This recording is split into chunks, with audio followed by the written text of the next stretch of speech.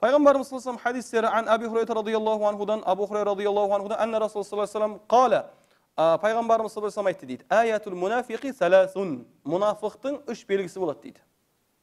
Өте атақты, барлығы жаңағыдай білетін хадисе, атақты хадис. Аятул мунафиқи, мұнафықтың белгісі үшеу. Иза хаддаса казаба, егер де ол жаңағыдай сөз сөйлесе, не қылады? Өтірік сөйлейді. Ва иза ваада ахлафа, егер де уәде берсе, уәдесін бұзады. Ва иза тумина, егер де оған бір нәрсені аманат қылып тастап кетсең, хана, оған қиянат жасайды дейді. Ал дәл осы риуаят Муслимнің риуаятында тағым жалғастырып кетеді. Ва инсама ва салла, ол мейлі намаз оқысын, мейлі ораза ұстасын. Ва заама аннаху муслим, және ол өзін мен мұсылманмын деп есептеп жүр ғой ол дейді. Субханаллах, ауыр дүние. Дәл осы хадис Абдилла ибн Амр ибн Ас радияллаху анхудан да келеді. Пайғамбарымыз сазым айтты, арбаун, төрт нәрсе бар дейді. Мән күнна фихи, кімде сол төрт нәрсе болса, кәна мунафиқан халисон, ол таза мұнафық болады дейді. Төрт нәрсе бар, кімде ол төрт нәрсе болса, ол таза мұнафық болады дейді. Ол не десе, وَمَنْ كَانَتْ فِيهِ خَصْلَةٌ مِنْهُنَّ, алегерде кімде сол төртеуінің біреуі болса, كَانَتْ فِيهِ خَصْلَةٌ مِنَ النِّفَاقِ حَتَّى يَدَعَهَا, оны тастағанға дейін ода мұнафықтың бір белгісі болып тұрады дейді. Не олар? Біріншісі, егерде бір аманат қойсаң, аманатқа қиянат жасайды. وَإِذَا حَدَّسَ كَذَبَ, егерде сөйлесе, өтірік сөйлейді. وَإِذَا عَاهَدَ, егерде ол уәде берсе, ғадара, антын бұзады. وَإِذَا خَاسَمَ فَجَرَ, егерде ол ұрсып қалса, шеттен шығады дейді. Бағанағы үшеуі не қосылып жатыр? Ұрсып қалса, шеттен шығады. Бұл хадистерді имам Бухари мен имам Муслим рахимахуллахтар не істеген? Риуаят қылған. Жақсы, енді осы жерде біз тоқталатын дүниелер бар. Тоқталатын дүние, мұнафық деген кім ол? Деген сұрақ. Мұнафық деген, бұл айтқанда біздің жалпақ тілмен айтқан кезде 200 адам. Біздің жалпақ тілмен айтқан кезде 200 адам. Бір жерде бір түрлі сөйлейді, екінші жерде екінші жүзімен ойланбастан қарап отыра береді. Бірақ мұнафықтың өзінің екі түрі болады. Жалпы біз енді оның бірнеше 7 түрлі тайпасы бар, оның мұнафықтардың 7 түрлі тайпасы бар, ғұламалар бөлген. Бірақ соның ішіндегі екі өте үлкен тобына бөлеміз біз. Қандай топ ол? Біріншісі имандағы мұнафық, екіншісі амалдағы мұнафық. Имандағы мұнафық деген ол кім?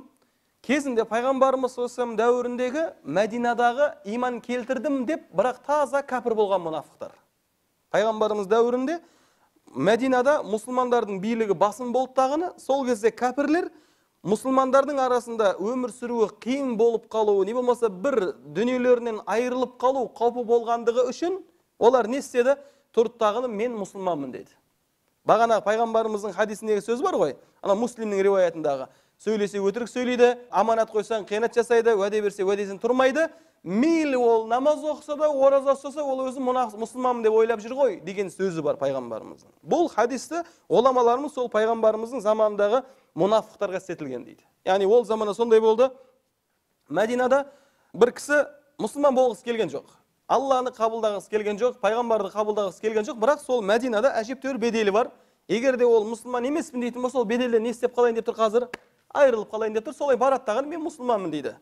Намазға келеді, оразасын ұстайды, мұсылмандармен бірге отырады, әңгімелеседі, уағыз тыңдайды, түрлі кәдімгі солармен бірге өмір сүреді. Бірақ жүрегінде не жоқ? Жүрегінде иман жоқ. Бұны имандағы мұнафық дейді. Бұндай мұнафық ешқандай мұсылман атаулына ешқандай қатысы жоқ, және мәңгі тозақта қалатын мұнафық осы. Әсфәлі сәфелин дейді ғой. Дәркел әсфәл дейді. Дәркел әсфәл деген тозақтың ең түбінде дейді. Анау кәпірден де дәрежесі төмен болатын адам дейді. Ол қай мұнафық? Жүрегінде ешқандай иманы жоқ, бірақ мұсылмандардың арасына келіп, өзін кімдік көрсетеді? Мұсылман көрсетеді. Оның өзі біледі, мұсылман емес екендігін, және кім біледі? Алла біледі.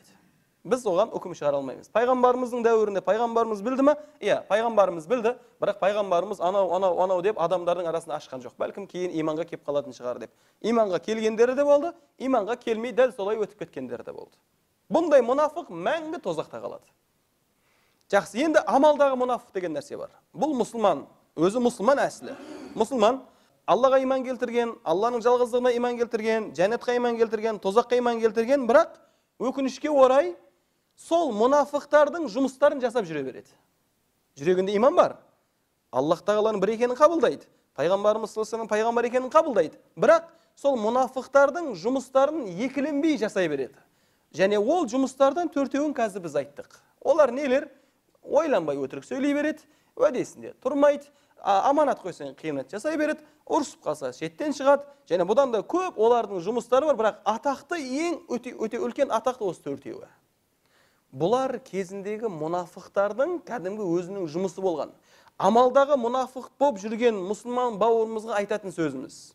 Бауырым, бұл амалдарды кезінде мәңгі тозақи болған адамдар ғана жасаған. Бұл амалдарды кезінде пайғамбардың заманында мәңгі тозақи болған адамдар ғана жасаған. Сен Алладан үмітің болса, Аллахтан қорқсаң, жәннаттан үмітің болса, бұл жұмыстарың таста. Өтірік сөзің таста, берген уәдеңде тұр, аманатқа қиянат жасама, ұрысып қалып шеттен шығып, ұрыс жанжал төбелесіп кетпе. Өйткені сен кімсің? Сен Алланың бақылауында тұрған момынсың.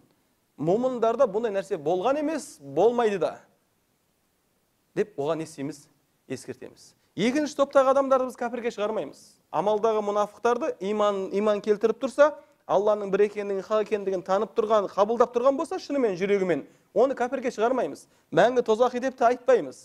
Бірақ мұнафықтардың жұмысын жасап жүрген кезінде оған ескертеміз. Бауырым, білесің ба, кезінде пайғамбардың дәуіріндегі мәңгі Аллах тағала оларға тозақтың түбіне тастайын мен сендерді деп уәде берген мұнафықтар осы жұмыстармен айналысқан. Не, солардан болғың келіп жатыр ма? Деп ескертеміз. Және тағы да ескертуіміз бар оларға, егер де бұл жұмыстарды тастамасаң, түптің түбінде сенің жүрегіңдегі тұрған иманнан да сен не сүйіп қалуы мүмкінсің? Айырылып қалуы мүмкінсің. Неге? Өйткені адам баласы жасаған күнә, жайлап ол күнә анау жүректегі иманды жай сетке шығарып тастайды. Күнә келіп жүрекке орныға береді, иманды жай сырып бір күні иманды шығарып тастайды тағаны, күнәлар өзі жақсы көретін нені көтеріп алады? Күпірді көтеріп алады. Біз ол мұсылман бауырларымыз сондай не істейміз, сондай ескерту сөздерді айтады екенбіз. Тақырыбымызға байланысты хадис, пайғамбарымыз саллаллаху заманында, пайғамбарымыз қайтыс болғаннан кейін, Абу Бакрдың заманында Бахрейннен бір мал келіп қалып, сөйтіп пайғамбарымыз саллаллаху маған айтты дейді. Егер де Бахрейннен бір мал келіп қалса саған, ол малдан анаған соны бер деп айтты дейді.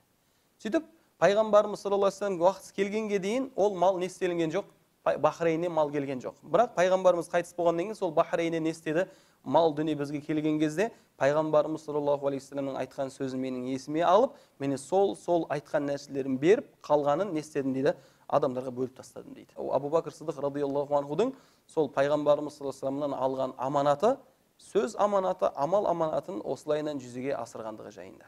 Жалпы айтқан кезде біз момын мұсылмандар өздеріміздің берген уәделерімізде тұрушы, аманатқа қиянат жасамайтын, өтірік сөз ешқашан сөйлемейтін, шамамыз жеткенше жақсы сөз сөйлейтін, шамамыз жеткенше берген уәдемізді орындауға әрекет жасайтын, егер де берген уәдеміз орындаушыға шамамыз жетпей жатса, сол уәде берген адамымыздан барып хаққымызды халал сұрайтын қауымбыз.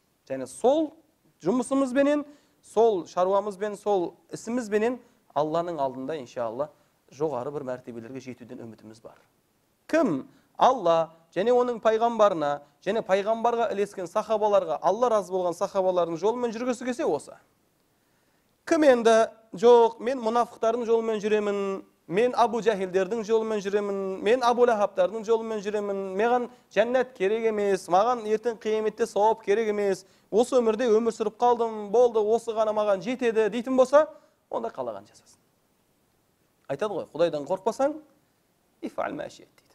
Қалағанын жаса. Қаласаң өтірік сөйле, қаласаң біреуді алда, қаласаң уәдеңде тұрма, қалағанын жаса. Бірақ ұмытпа, бұл нәрсенің бәрін ертең қияметте Аллах тағала сенен әлбетте иншалла сұрап алады.